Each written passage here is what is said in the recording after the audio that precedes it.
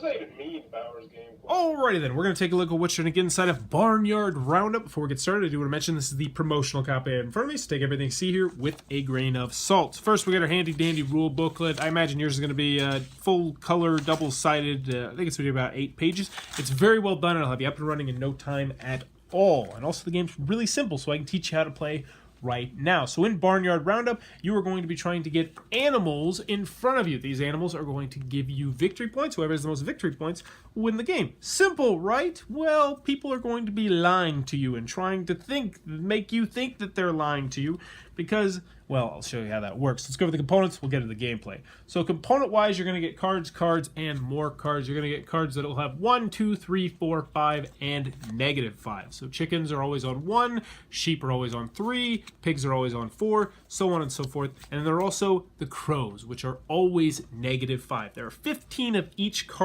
of these cards in the deck. And as you can see, you do not want crows on your farm. You're going to go until this entire deck has ran out, at which point you'll have the chance to get extra bonus points, which you'll see out here. So whoever has the most pigs on their farm is going to get 5 points. The most sheep is going to get 5 points, so on and so forth. If there's a tie, then nobody gets it. Also, if you can collect an entire set of animals, 1, 2, 3, 4, 5, then you will get 10 bonus points, which is a good deal of points. So those are the cards. There are also going to be 2 kinds of tokens that you can do, and I will go into how those tokens work in a little bit. These are tokens that you will be able to play. Actually, there's 3 types of tokens, so I'll go over all 3 of those in a little bit. But let's get into how the game is played. Everybody's going to start off the game with 5 cards in their hand. And on your turn, you're really only going to have 1 action most of the time. This is where you are going to take 1 set of cards out of your hand. And to specify what a set is, it is 1 to 5 cards that are the exact same card. So this would be a set right here of crows. This would be a set of sheep, even though it's only 1. And this would be a set of cows. You're going to pick one of your sets, and they have to be identical. Then you're going to place them face down in front of someone else. And then you are going to say what they are. Or if it's crow, you're going to lie. And you'll say, those are 2 cows. So now they have to decide whether you are telling the truth or whether or not you are lying. So if they said, I think you're telling the truth, they flip it over and they get to keep the animals. They get to keep the 2 cows. If they said, I think you're lying, they flip it over, they say you're true, you get to keep the cows. Then you draw back up to 5 cards and you rinse, wash, and repeat. Now, there's this very important rule, which is you can never say that you have crows. You can't say, I am giving you 2 crows. That is strictly forbidden. Just like in Sheriff of Nottingham, you can't say, I'm giving you contraband. You just can't do it. What you're going to have to say is, if you do crows, is you're going to say, this is 2 goats. So you place it out there, and then they say, I think that's true. Then they get both of these. Or I think that's false, in which case you get both of these and they go in front of you. So you're trying to pass off your crows, but the thing is, if somebody catches you in the middle of the lie, or in the middle of a lie, then they go in front of you, which is unfortunate. So now let's get to the tokens, because I haven't explained the tokens. So there's 3 types of tokens. There's only 1 of these tokens, so I'll explain that one last. The majority of the tokens are excuse me tokens and robber tokens. And each player is going to start off the game with 1 of these 2 types of tokens.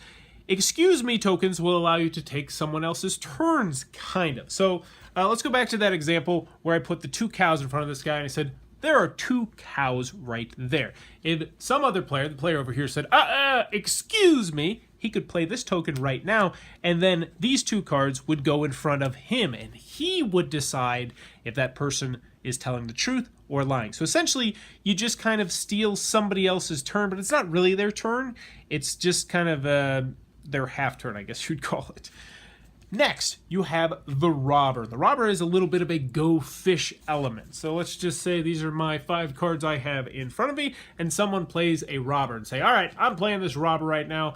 And they would look at the back of my cards and they'd think, what does he have or what doesn't he have? And they would call out 1 specific type of animal.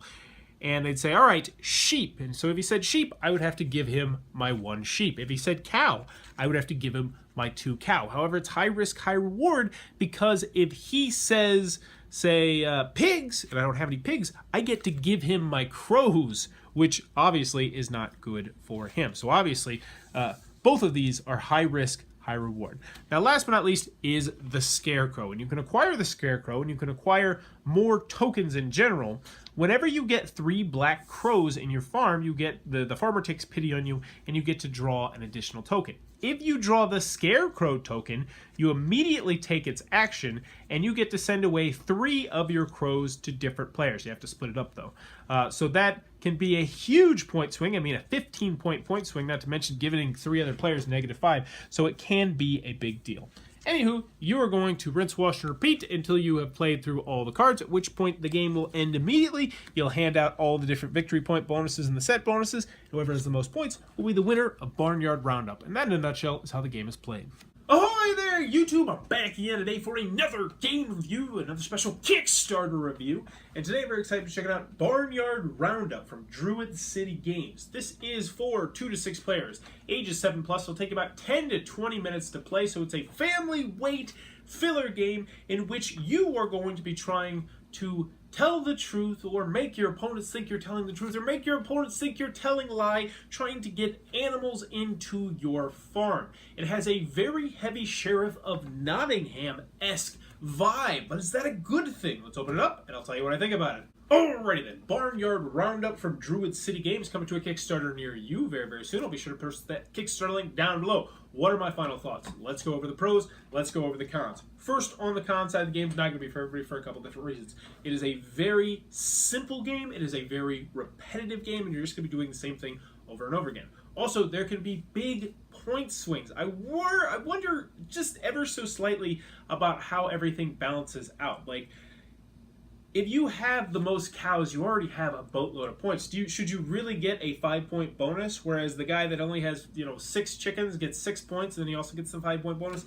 I just feel like they should be balanced a little bit more. It's not a huge deal because I know it's designed as a family game first and foremost, and it also makes it a lot easier to do the addition for kids, so I understand it, but it is something that I worry about just ever so slightly. Also, I wish there were more tokens, and I guess you could call that a little bit of a pro, because I like the tokens. I like how they're high risk, high reward, but that's stuff to talk about the pros, but I just wish there were a couple more tokens, maybe in the future if there's an expansion.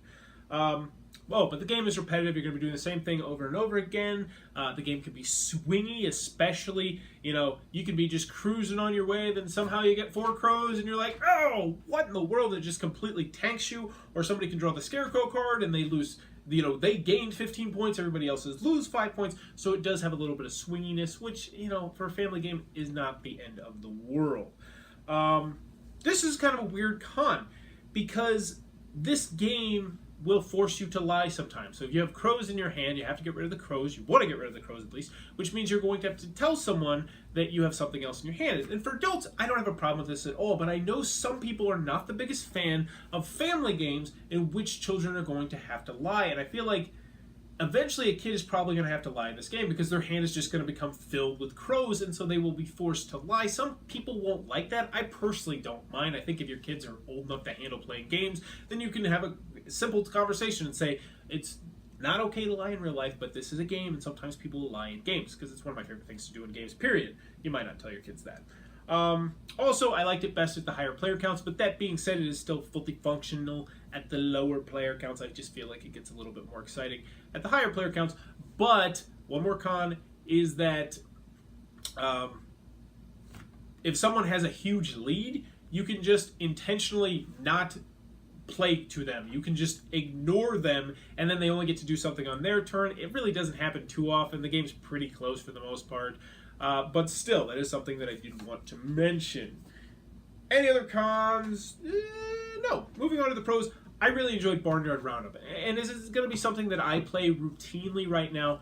No, not for me personally. But I appreciate the fact that this was designed for family gamers first and foremost. They put family gamers forward. The mechanisms are very simple. The cards and the iconography and everything is very simple to understand. It's very simple to explain. The rule booklet this game is easy to learn and easy to teach. The rules are well done, and I really feel like you could probably teach a 6 or 7-year-old this game no problem, because it just boils down to this.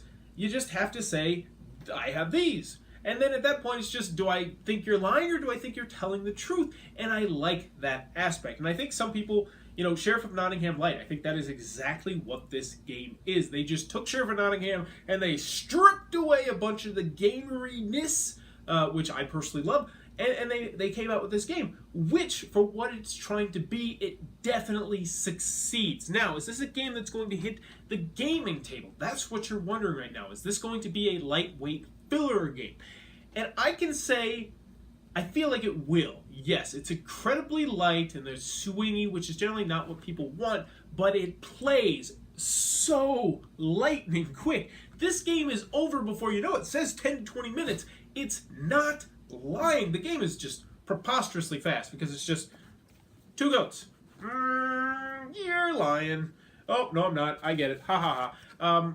And then you draw back up to your cards, and then the next person does it, and they do it, and then the next person does it, and then you draw back up, and the next person does it, and before you know it, you're out of cards. You tally up the points, and hey, everybody's here, and we can play whatever we were planning on playing before. So I feel like the fact that this game is very simple to learn, very simple to teach, very quick to play is something that is going to see it hit the table on game nights that might not otherwise play this game if it were, say, 10 minutes longer. So I feel like the time length is something that is going to benefit this game in the long run. So overall, family game, no-brainer. Fantastic. Gateway game, likewise. It's very easy entry, easy to learn, easy to teach. Game night game, maybe. I don't know if it's heavy enough for my group, but it's so quick that maybe it'll hit the table for your group. So that is Barnyard Roundup for Druid City Games, one that I enjoyed, and I feel like I'm going to enjoy it a lot more when my son gets a little bit older.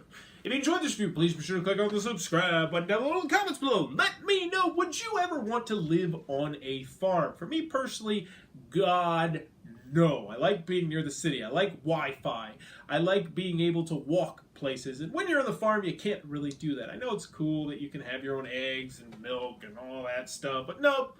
I want to be able to walk here and walk there and go walk down to the gas station and get a 68-ounce soda. But would you like to live on a farm? Do you live on a farm? Let me know in the comments below. And as always, thanks for your time, YouTube.